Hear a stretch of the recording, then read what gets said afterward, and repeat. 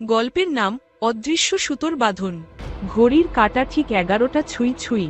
ঢাকার ব্যস্ত রাস্তা হঠাৎ নিস্তব্ধ হয়ে উঠেছে। রাস্তার এক কোণে দাঁড়িয়ে নিশাত তার মোবাইলের দিকে তাকিয়ে আছে। ঠিক তখনই তার ফোনে একটি অদ্ভুত নাম্বার থেকে কল আসে। অপরিচিত কণ্ঠের একজন বলে, তোমার চারপাশে কে আছে ভালোমতো খেয়াল করো, সময় কম। নিশাতের হাত কেঁপে ওঠে। ফোন কেটে যায়। চারপাশে তাকিয়ে সে কাউকে সন্দেহজনক কিছু দেখতে পায় না। কয়েক মুহূর্ত পরেই তার মনে হয় যেন কেউ তাকে অনুসরণ করছে। আতঙ্কিত হয়ে সে দ্রুত হাঁটতে শুরু করে।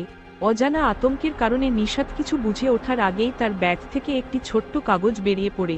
কাগজে লেখা, মিনিটের মধ্যে বের হও। নিশাত তখন বুঝতে পারে যে সে বিপদে পড়েছে।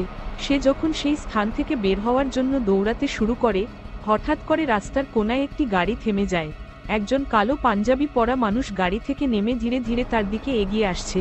নিশাত ভয় পেয়ে গাড়ি থেকে দূরে পালানোর চেষ্টা করে, কিন্তু সেই মুহূর্তেই তার মনে পড়ে কিছুক্ষণ আগে পাওয়া ফোন কলের কথা। ঘড়ির কাঁটা 11টা 5 মিনিট। হঠাৎ করে নিশাতের মোবাইলের স্ক্রিনে একটি মেসেজ আসে।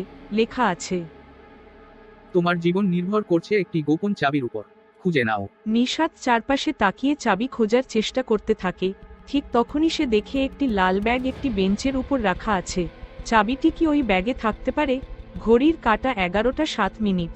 নিশাত ব্যাগটির দিকে এগিয়ে যেতে থাকে, কিন্তু তখনই তার সামনে একজন লোক এসে দাঁড়ায়। লোকটি বলে, এখানেই থেমে যাও, না হলে তুমি আর সময় পাবে না।